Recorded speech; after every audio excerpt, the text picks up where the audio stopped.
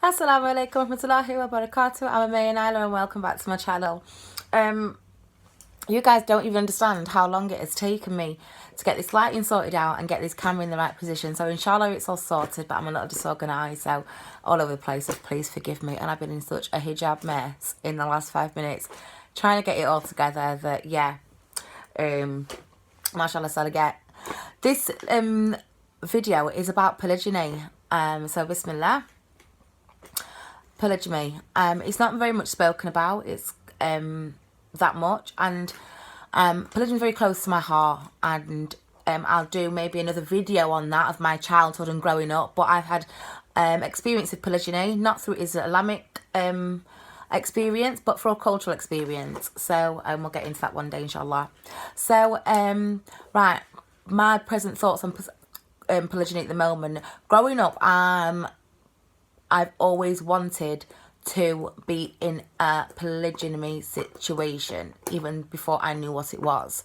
We used to get married, pretend to get married when we was growing up with our teddies and going to weddings and stuff like that, me and my sisters. And we had this big grey elephant.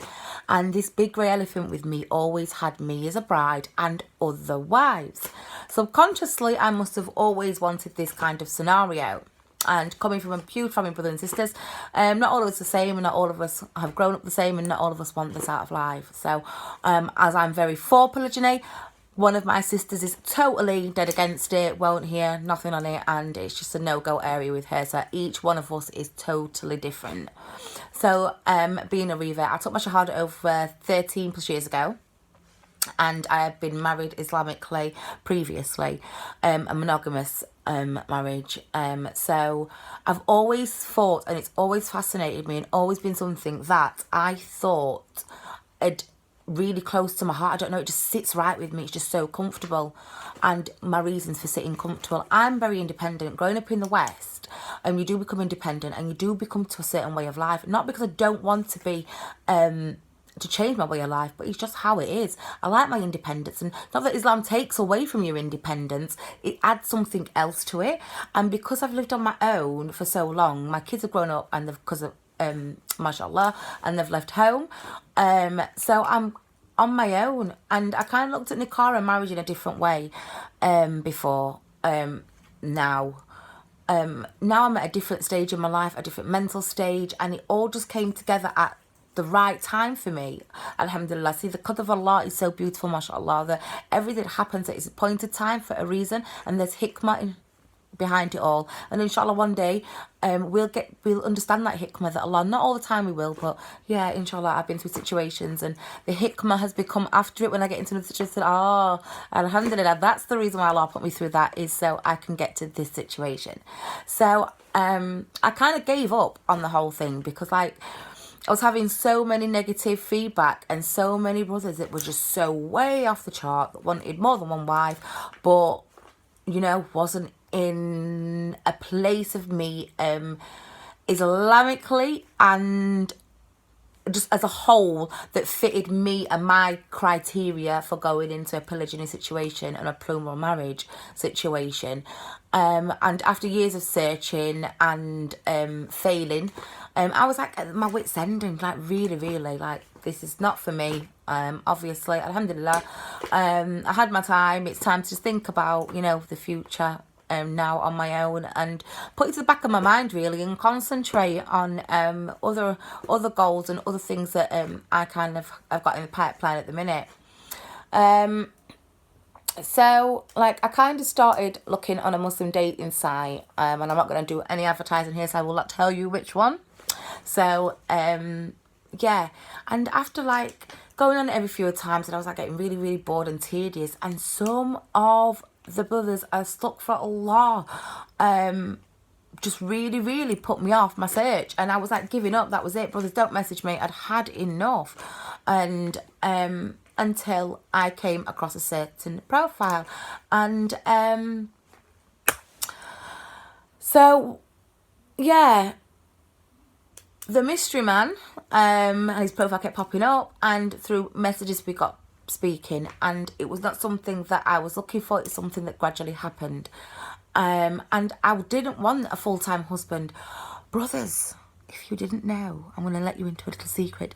You are hard work. So alhamdulillah for the sister that is going to help, or letting me share her husband and let me share and her share my husband to ease the load. Then mashallah, I am so grateful for you, and inshallah I hope you are grateful for me. So my mystery man and I have been talking for a few months now, just over a few months, and it's got to the stage from a previous video, as you know, from we've gone through the phone call, the nikah is up and coming, and yeah, polygyny, why me?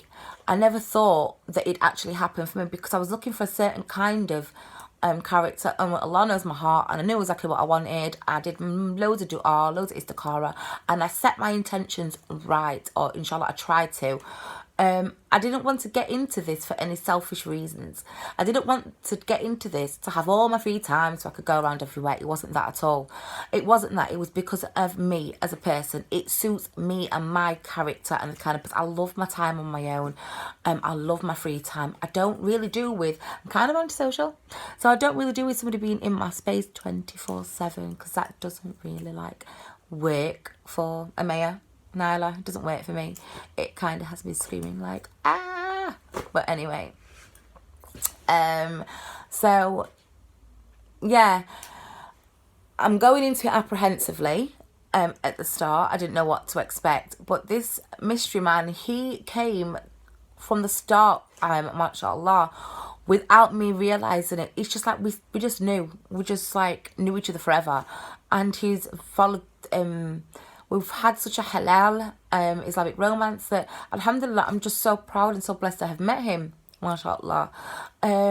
He approached the situation in a very Islamic way, I thought, from me, because everything was down to Quran and Sunnah. And at first, I think after talking to me and after knowing that I had been acquainted and from growing up with polygyny, that I kind of understood the situation a little bit more. And after explaining to him that it's a few of the things that I was not concerned about, that I just wanted to bring up, you know, mashallah, it just went so smoothly, and it wasn't an argument or anything confrontational. It was just basically that it's not as rosy as that you might make out, you know, as whereas one wife may find something easy, another one might find something hard. And sisters, this is what you have to bear in mind when you do get into a marriage of polygyny, is that no matter what, at some point in time there will be some jealousy. The mothers of the believers, they were jealous at some point, and I don't think it's what you're jealous about, it's how you handle that, and the way you handle that. So yeah, we're only human. We only can strive to please Allah subhanahu wa ta'ala.